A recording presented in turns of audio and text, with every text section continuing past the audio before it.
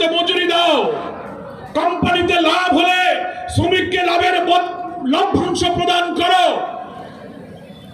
শ্রমিকের মৌলিক চাহিদা পূরণ, থাকা, খাওয়া, শিক্ষা, চিকিৎসার জন্য তার ন্যূনতম প্রয়োজন বাজার মূল্যে যেন সে মেটাতে পারে। আমার প্রিয় নবী সেই সব আদর্শের কথা বলেছেন।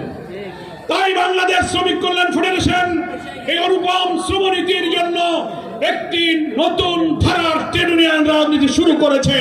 মালিক আর শ্রমিকের মধ্যে শত্রুতা নয়, সৎ মালিক সৎ শ্রমিক বন্ধু হয়ে উৎপাদন অর্থনীতির চাকা ঠিক রাখবে, আবার শ্রমিকের প্রয়োজন পূরণ করার ন্যায্য মজুরি তারা অর্জন করবে।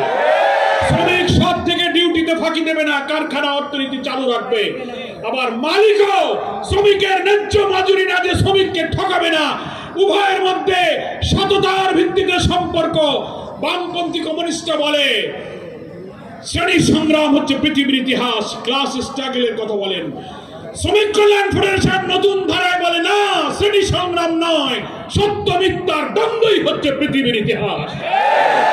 তাই আসুন, বাংলাদেশের কল কারখানা প্রত্যেকটি ট্রেডে পেশায় আজ শ্রমিক কল্যাণ, হাজারের উপরে নতুন ট্রেড ইউনিয়ন তৈরি হয়েছে।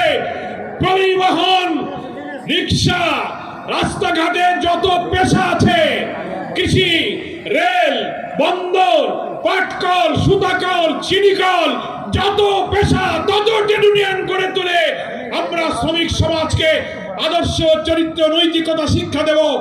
আর ইসলামী সমাজ কল্যাণ রাষ্ট্র প্রতিষ্ঠার মধ্য দিয়ে ইসলামী শ্রমনীতির সংগ্রামকে এগিয়ে যাব।